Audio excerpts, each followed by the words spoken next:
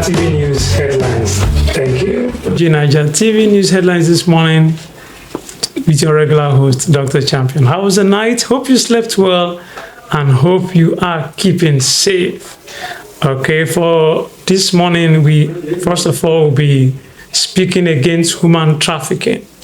All right, we'll be joining our voice to the voice of the National Agency for the Prohibition of Trafficking in Persons. National Agency for the Prohibition of Trafficking in Persons, NAPTIP, as they mark World Day Against Human Trafficking. And of course, you can see that we are beautifully dressed with that costume, both the cap and both the t-shirt, to just spread awareness. World Day Against Trafficking in Persons and Human Trafficking. And of course, our theme is Leave No Child Behind in the War Against Human Trafficking. Okay, so this is just a shout out to the National Agency for the Prohibition of Trafficking in Persons, NAPTIP, with other sister agencies that have been fighting against the daily increase of trafficking in persons. We want to say that nobody has a right to sell another human being. Nobody has a right to defraud by trick, take another person and deprive him of his rights to life, right to freedom, right to choices. Nobody has a right to smuggle out persons against their consent, to go and work as a slave in another country, another state, another place, to go and work as a sex worker, go and do prostitution or do, whatever form of job in whatever disguise, by saying no to human trafficking. And with that said and done, it's important to also know that the National Agency for the Prohibition of Trafficking in Persons, NAPTIP, in conjunction with Champions Family International and United Nations organizations, in fact, all other related organizations that speak against trafficking, we're saying no today to human trafficking. And this special day is celebrated every 30th of July of every year by the United Nations, International Day Against Human Trafficking. And quickly we'll make a shout out to a legend. Unfortunately, the breaking news this morning is that legendary musical icon Onyeka Onwenu is dead. Wow. A prolific songwriter, entertainer, Nollywood actress, and a role model to many. She passed on just after her performance at an event yesterday night. And today, the world is mourning her. Okay, so in case you don't know, legendary Onyeka Onwenu is someone that have added value to the entertainment industry so well.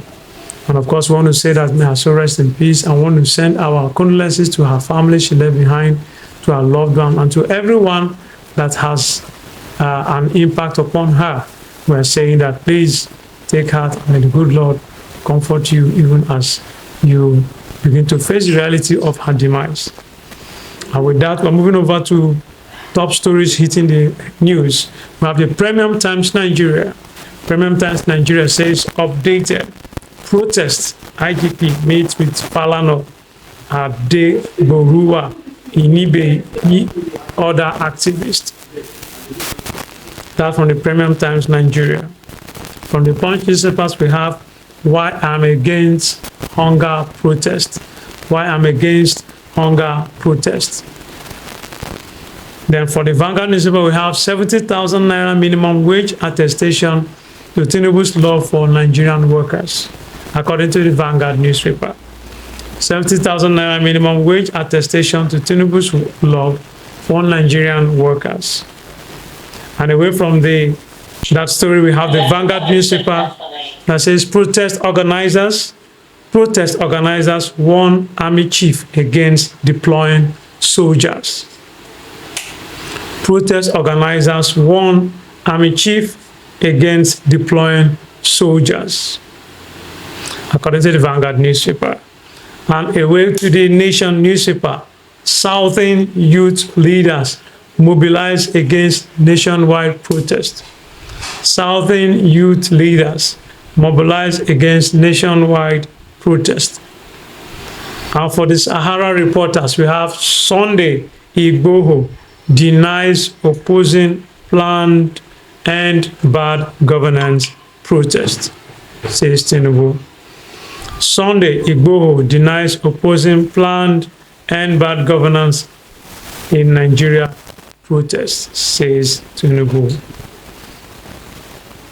And still on the Vanguard newspaper, we have President Tinubu approves youth secretariat for Federal Capital Territory.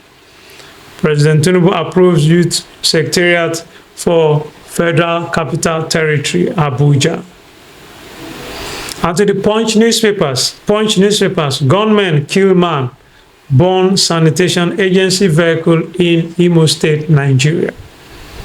Gunmen kill man, burn sanitation agency vehicle in Imo State, Nigeria. And for the Punch newspaper, we have an interesting headline: Lagos State must convey protesters to designated parks. Group reacts to court verdict. Lagos State must convey protesters to designated parks. Group reacts to court ruling.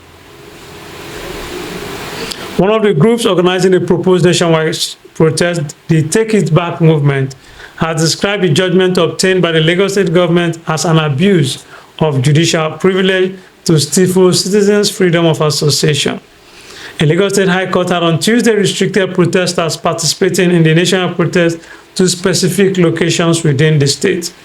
Justice Emmanuel Ogundare, while ruling on an ex parte application by the Lagos State Attorney General and Commissioner for Justice Lawal Pedro SAN, ordered that protests could only take place at the Gani Fawini Freedom Park in Abuja and Peace Park in K2. However, in a statement on Wednesday, the coordinator of the Take It Back movement, Lagos, Adekunle Taofik, said the state government must bear the cost of moving protesters from several designated areas in the state to venues ordered by the court. He said, "We frown at the abuse of judicial privilege to stifle freedom of association. The movement at an emergency meeting wishes to inform you that since this was your administration's decision, you must bear responsibility for the movement of protesters from several destinations in Lagos to and from Peace Park in K2 and Gani Fawini Justice Park in Ojota in Lagos State." Taofik says some of the agreed designated convergence points for participating citizens are Alausa Secretariat, Lekki Toll Gate, Ikorodu Bus Park, Okota Link Bridge, Lasu Campus Gate, Iyanopaja Under Bridge, and Agege Pen Cinema. You will soon be informed of other designated convergence points for protesters, he added. Taofik stated that the buses must arrive at designated areas by 6 a.m. and return by 6 p.m. to convey the protesters back to their destinations. He said the buses to be provided must be clean, safe, and air-conditioned. The buses must arrive at these designated areas as early as 6 a.m. and return protesters to their convergence points at 6 p.m. every night from 1st of August to 10th of August 2024. The protest days may drag beyond 10 days, so the Lagos State government is advised to make contingency plans for the dusting of their actions. Taofik warned that failure to make the buses available, the protesters would march to the courts and designated parks in the city daily. He said, "Your failure to provide buses for the protesters means protesters will begin to march, walk to the court designated parks in the city on a daily basis for the duration of the End Bad Governance Direct Actions." Taofik therefore told Lagos State government that there will be rallies and processions during the protest. He said, "Finally be informed that there will be rallies and processions throughout the End Bad Governance Actions. So your bus operators are advised to find and park a safe distance from the areas designated by protesters for these activities." Details of that can be seen from the Punch newspaper. Please grab yourself a copy. And with that, we'll conclude G9ija TV headlines this morning. Before we round up, it is important to know that you are to stay safe. For those going out to protest, violence is not a good expression of the protest. Let us coordinate ourselves peacefully and purposefully.